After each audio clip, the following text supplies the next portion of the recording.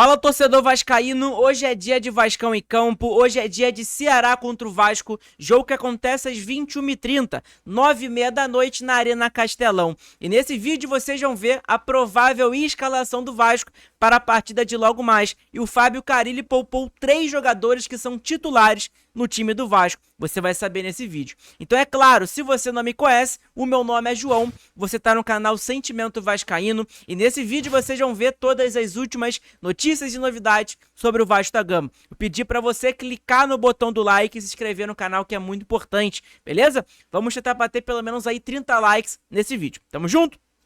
Agora vamos pro vídeo sem enrolação nenhuma. O Vasco no dia de ontem soltou a lista de relacionados para a partida. Lembrando que o Vasco sempre solta a lista de relacionados no dia do jogo, mas não sei o que aconteceu, no dia de ontem o Vasco soltou a lista de relacionados. E aí tá aqui, ó, lista de relacionados para o jogo contra o Ceará. Vamos lá.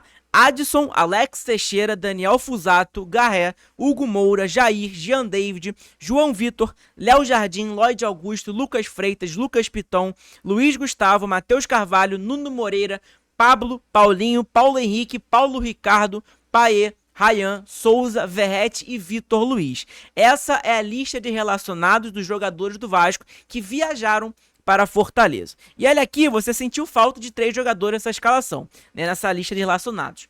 Quem você sentiu falta? Felipe Coutinho vai ser preservado para o jogo de hoje, enquanto o Pumita, que é o lateral direito do Vasco, que é reserva do Paulo Henrique, vai acompanhar o nascimento do filho dele aqui no Rio de Janeiro. Então o Vasco liberou o jogador. E já o Tietê, que é o volante que está sendo titular no time do Vasco hoje, tá tendo um problema familiar, e com isso o Vasco liberou o atleta também para resolver os seus problemas familiares. E o Maurício Lemos e o Lucas Oliveira, Maurício Lemos é um jogador titular do Vasco também, já o Lucas Oliveira é um zagueiro reserva, segue em recuperação. Maurício Lemos teve um problema na costela, né? Então tá em recuperação, teve esse problema contra o Puerto Cabelo, ficou fora contra o Sport e aí vai estar fora contra o Ceará também. Então provavelmente o Maurício Lemos volte no sábado ou na terça-feira contra o Lanús. Beleza? Então informação importante para vocês saberem sobre isso, beleza?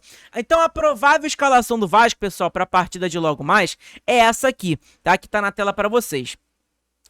Léo Jardim no gol, Fábio Carille como treinador, obviamente. Carille estava sendo muito pressionado e criticado pelo torcedor, mas até que ele está conseguindo resultados e, querendo ou não, a gente tem que apoiar. É lógico que se o Vasco jogar mal, o Vasco não conseguir jogar bola e etc, a gente vai vir aqui criticar o Carille, criticar os jogadores e etc. Criticar quem tem que criticar.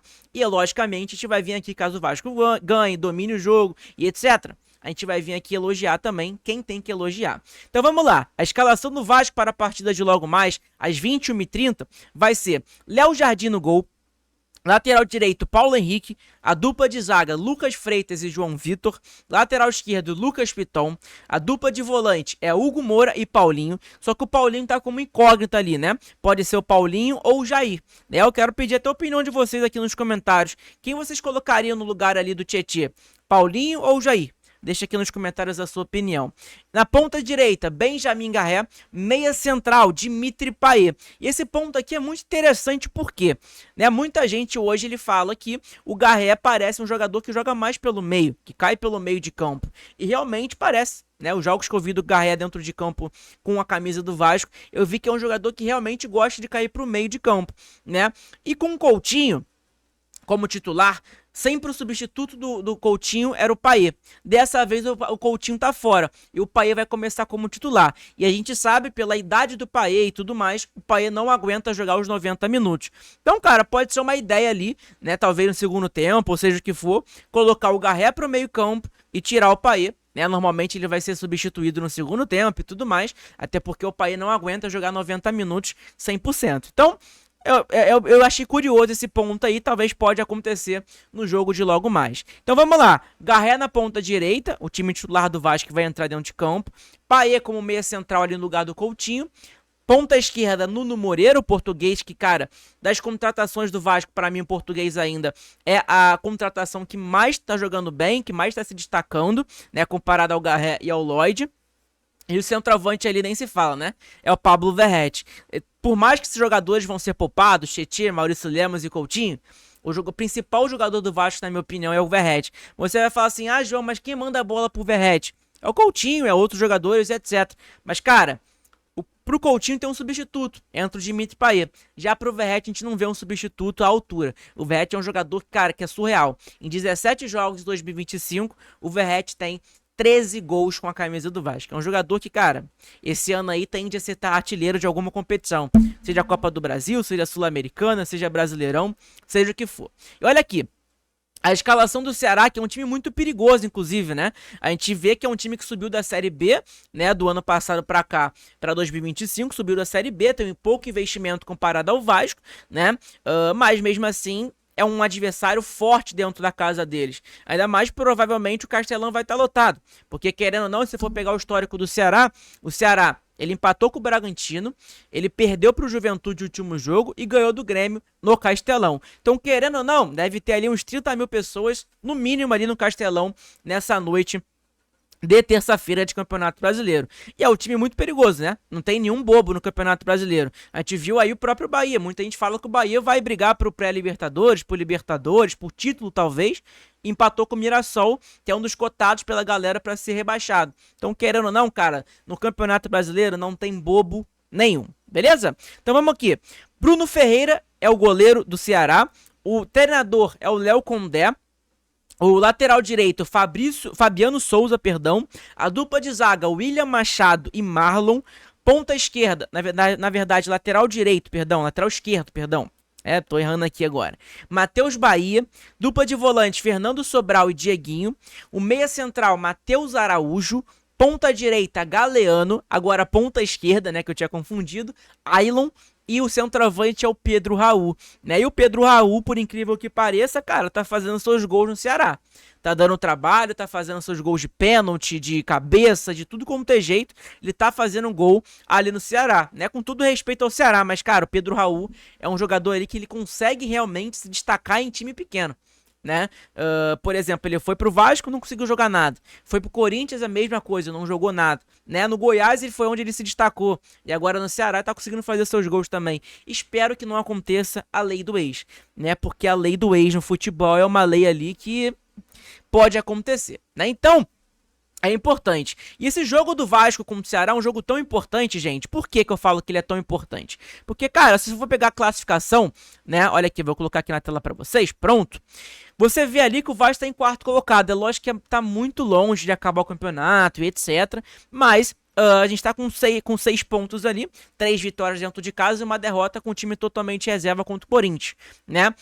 Fora de casa. Então, querendo ou não, o jogo de hoje ele é muito importante, por quê? Porque ele traz confiança aos jogadores do Vasco, é importante para trazer confiança para o Fábio Carille e também para o torcedor do Vasco, porque o torcedor tá com uma insegurança aí no Fábio Carille, eu particularmente tô, o Carille tá conseguindo resultados, mas mesmo assim ele não me passa confiança, né? Então eu acho que o Carille pode passar essa confiança a partir do momento que ele ganhar do Ceará fora de casa.